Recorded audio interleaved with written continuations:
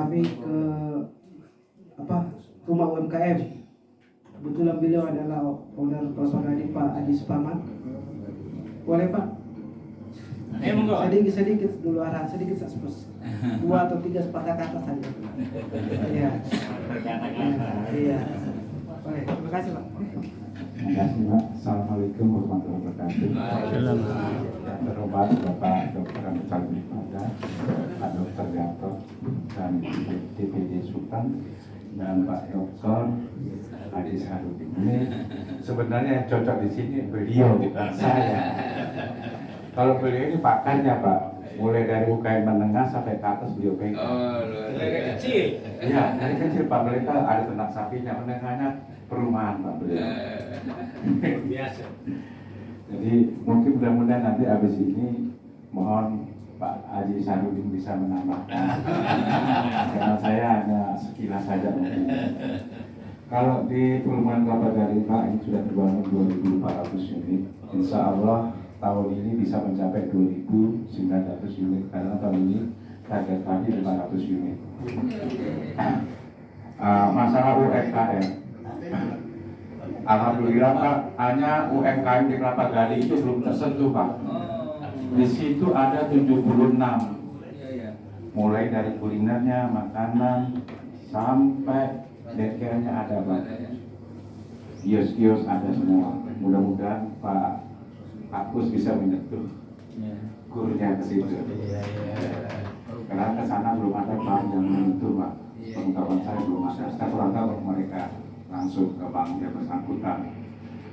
Dan tadi Pak Munir ketua di sini menyampaikan untuk buka kuliner apa semua. Kami sudah mencoba Pak, bangunan kami sudah mencapai 90% Pak. Kurang nunggu pintu rolling-nya dari Surabaya, pasang listrik sudah 100% Pak. Mudah-mudahan nanti peresmian mudah-mudahan bisa Bapak hadir. Dan itu perlu pembinaan Pak. Memang nggak ada pembinaan dari Pemda sini juga belum tersentuh. Mudah-mudahan dari provinsi bisa menyentuhnya. Dan itu Pak unik Pak. Kami di situ ada 4 grup WhatsApp khusus kuliner Pak. Karena di begitu banyaknya sekarang diberi bagi-bagi. Jadi setiap grup WhatsApp itu mereka masuk semua itu tadi. Jadi mereka tawarkan barangnya itu di grup WhatsApp. Jadi kayak pegawai PNS apa semua, kalau mau perlu saya perlu makan ini, sudah ada yang ngatarin, sudah minuman apa semua, sampai makanan mulai dari binte sampai kali itu ada Pak. Mudah-mudahan nanti Bapak bisa menghadiri. Jalan-jalan. Nggak ada pembinanya di sana Pak. Kita hanya kayak paguyuban begitu saja. Saya juga tadi ditelepon dengan Pak Munir, itu ternyata ada ya. Ada. Mudah-mudahan nanti ini bisa Pak. Itu mungkin dari 76 itu ada di bangunan tahun 2021 belum kami survei. Mungkin tahun 80-an ada Pak. Ada Pak. 80-an itu ada. Mungkin mudah-mudahan nanti ini bisa dibina lah Pak, karena sekarang itu masih belum ada pembinanya, nggak ada pengurusnya, hanya berdiri Pak paguyuban di WhatsApp saja. Tapi alhamdulillah sudah berjalan. Dan itu yang rata-rata yang melakukan ibu-ibu yang suaminya PNS, ditinggal kerja. Nah ibu-ibu bikin kue apa semua. Alhamdulillah sebetulnya juga itu bisa menopang angsuran rumah. Sangat berguna sekali. Saya sudah tanya kemarin sama Pak Isra, dia bilang alhamdulillah gaji saya utuh. Angsuran rumah dari kita dijualan lagi. Itu ada berbahasa begitu sudah. Dan kami pernah mengambil Pak pedagang di depan Polsek Zebra. Dia jual Pak itu di got. Tutup papan, bikin rumah. Nah itu semua bank nolak, alasan gak ada izin waktu itu. Dan saya ambil lagi satu penjual siomay, bank nolak Pak, karena jalan kering. Tapi kalau sekarang sudah bisa semua. Bisa ya. Kalau waktu itu nggak bisa, akhirnya kami dengan bank, salah satu bank itu bikin MOU. Kalau mereka macet, Ya. rekening saya itu dipotong langsung untuk nutupin. Luar biasa. Tapi alhamdulillah saya ambil contoh ini Pak, itu kios yang haji yang di atas itu sekarang udah besar. Nah, penjual Xiaomi yang naik sepeda motor yang dibilang pedagang nggak ada izin apa semua, alhamdulillah Pak, rumahnya 2 lantai sekarang. Nah itu rumahnya 2 lantai. BNS. Nah itu rumah yang di sebelah ada Pak, jangan sampai reha Pak, catnya masih asli. Itulah UMKM jangan dipandang sebelah mata. Itu maksud saya. Itu intinya. Mudah-mudahan dari pemerintah dengan asosiasi-asosiasi ini bisa membina UMKM, karena UMKM itu bisa menjadi mata pencarian kehidupan, sumber kehidupan bisa. Maka jangan ditutup sebelah mata. Dan kami alhamdulillah di dalam itu Pak, bengkel ada Pak. Ada Pak bengkel. Ada bengkel motor, ada bengkel mobil, walaupun tipe 36 rumahnya, tipe 36 Pak. Nah kemarin itu saya ngambil, kamu keluar aja dari bengkel itu, kau bikin aja di rumahmu. Apa bisa Pak? Bisa, coba aja. Insya Allah bisa. Alhamdulillah Pak. Dia digaji 3 bulan di tempat bengkelnya, 1 bulan 3 juta. Nah sekarang 1 mobil bisa 3 juta. Nah kalau 1 bulan itu rata-rata 4 saja, berarti sudah 12 juta. Berarti kan penghasilannya lebih tinggi, dia buka bengkel di walaupun di 3 anak Pak. Nah inilah mohon kami Pak di lokasi perumahan kami perlu pembinaan, sentuhan dari pemerintah, karena sama sekali Pak nggak ada disentuh oleh pemerintah. Yang nyentuhnya saya, yang nyentuh berarti UMKM. Ya. Saya Pak baru tadi paham, aku ini diundang mau ngomong apa? Nggak, kayaknya dia nggak matching ke UMKM dengan perumahan. Oh tidak begini, oh berarti masuk. Alhamdulillah Pak, ada sekitarnya penyampaian saya. Saya mohon kesediaan Haji Sarudin, beliau nyambung menambah wawasan saya, teman-teman yang lain, karena beliau ini pembina Pak. Jadi kita perlu dibina. Terima kasih Pak. Assalamualaikum warahmatullahi wabarakatuh. Waalaikumsalam. Langsung. Langsung ya, langsung. Langsung. Pakar UMKM. Dari kabupaten ke kabupaten Pak. Bangkai Laut masuk dia. Bismillahirrahmanirrahim. Assalamualaikum warahmatullahi wabarakatuh. Waalaikumsalam.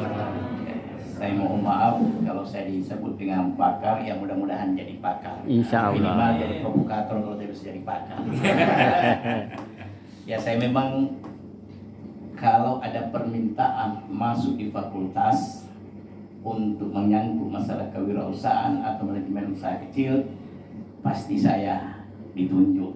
Dan alhamdulillah seluruh kabupaten di Sulawesi Tengah ini sudah kelilingi. Insya Allah minggu depan saya ke Bangkai Laut lagi untuk melatih di sana para UMKM. Yang paling banyak kontraknya kemarin Dinas Koperasi Poso Pak, ada 5 angkatan, yaitu di Poso dan Tentela kita laksanakan, dan baru 3 angkatan selesai. Insya Allah 2 angkatan lagi. Beliau minta saya dari bulan April sampai Mei saya tunda. Kalau tetap mau pakai saya sebagai instruktur harus bulan Juli dan Juni. Alhamdulillah ditunda lagi nih karena Juli saya ada kegiatan di Pergi dan di Bangkai Laut. Persoalan pembinaan UKM, kenapa para pelaku UKM itu kurang berkembang meskipun kita sudah latih?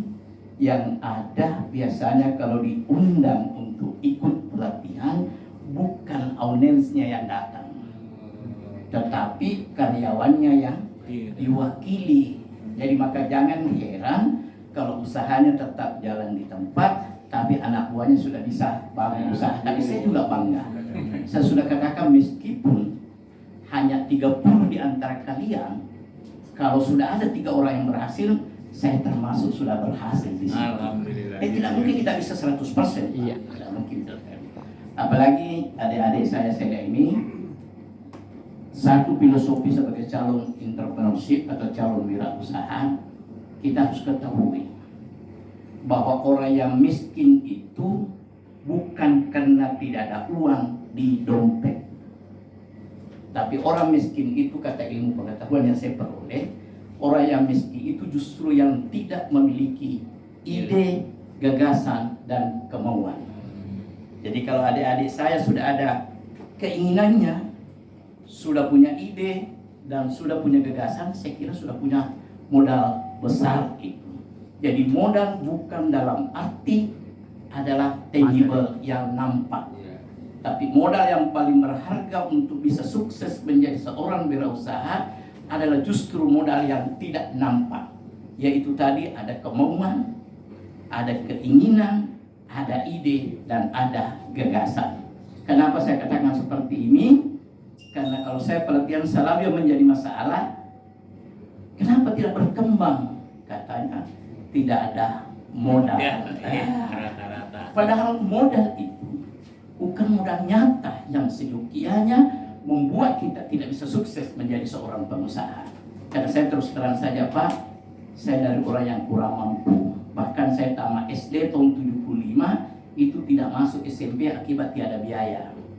Begitu saya tamat lagi SMP, tidak ada lagi biaya melanjutkan SMA. Makanya saya jadi pengusaha kecil. Ya, sampai dengan sekarang, dan alhamdulillah sejak tahun 95 saya ikut dengan Pak Parman sudah jadi pengembang juga. Ya, alhamdulillah di lokasi sini sayanya ada 3 lokasi saya di sini. Lokasi pertama yang ini, perumahan yang dekat sini, kemudian pelupi kedua dari masjid tadi lurus ada di situ, kemudian pelupi ketiga itu khusus untuk di Pelupi Pak. Lain lagi di Pengabu dengan di Buyu. Jadi prinsip saya ingin mendahului satu langkah dari Pak Haji Parman. Selangkah lebih maju. Selangkah lebih maju, meskipun dia adalah guru saya, tapi saya sebagai murid yang tidak menghargai guru, saya harus lebih maju daripada guru saya. Saya kira filosofi kita sebagai akademisi kan seperti itu. Kalau saya bisa jadi dokter, mengajar Anda, harusnya mahasiswa saya harus lebih besar dari dokter. Kalau tetap sama dokter, berarti saya tidak berhasil membina Anda sebagai seorang mahasiswa. Begitu juga kita sebagai pembina pengusaha. Kita sebagai pembina, lalu kita tidak lebih sukses daripada yang dibina, atau sebaliknya, yang dibina semakin jatuh. Saya pernah Pak minta maaf dengan perbankan berapa tahun lalu di Hotel Santika. Seluruh perbankan diundang dan saya narasumber sebagai akademisi dan sekaligus sebagai praktisi. Ada fenomena yang saya lihat, para teman-teman pengusaha ini sebelum dibantu oleh pihak perbankan, justru usahanya semakin maju. Ketika dia dibantu oleh pihak perbankan, justru tidak sedikit yang jatuh. Ini kan jadi pertanyaan kita sebagai seorang akademisi. Kenapa bisa sebelum dibantu bisa jauh lebih berkembang ketimbang setelah dia dibantu oleh pihak perbankan? Ternyata di balik itu ada di antara teman-teman pengusaha yang mengajukan permohonan tetapi digunakan bukan peruntukannya. Ya, khususnya yang satu suku dengan saya, orang Bugis, ya kan? Banyak uang, banyak istri, ya, susah. Ada lagi filosofi saya, kenapa UKM itu tidak bisa berkembang, seyogyanya dia seperti burung merpati Pak. Dia lihat induknya terbang, anaknya mau ikut juga terbang, padahal bulunya belum sempurna. Artinya apa? Kita selalu mau cepat dianggap sukses. Sehingga karena kita mau dianggap sukses, kita seharusnya hanya memiliki motor, tapi kita paksa beli mobil. Kredit diambil, yang dipanjang di dialer, dicicil dialer, dicicil juga di bank. Jatuh tempo dialer, jatuh tempo di bank tidak bisa dibayar, ditarik bank. Apa? Ditarik dialer mobilnya, bank juga tarik agunannya. Habis semua. Inilah yang saya maksud, supaya kalau kita sebagai seorang UKM, apalagi mikro, kita harus betul-betul hemat dan kreativitas harus ditingkatkan. Jangan mau cepat dianggap sukses, padahal Anda belum sukses. Jadi itu nanti pesan saya buat anak-anak saya nanti di belakang ini, jangan pernah Anda berkecil hati bahwa Anda tidak memiliki modal. Sesungguhnya kita dilahirkan oleh Allah sudah beserta modalnya, hanya kemampuan kita untuk menggali potensi yang ada di diri kita itu yang harus ditingkatkan. Saya kira itu saja yang bisa saya sampaikan. Mudah-mudahan nanti di lain waktu kita bisa panjang lebar untuk berbicara persoalan bagaimana kiat-kiat untuk menjadi seorang wirausaha yang sukses. Dan kita doakan mudah-mudahan UKM yang ada ini bisa lebih maju dan lebih berkembang, insyaallah. Amin ya rabbal alamin. Saya akhiri. Assalamualaikum warahmatullahi wabarakatuh. Waalaikumsalam. Terima kasih Pak Dokter arahnya.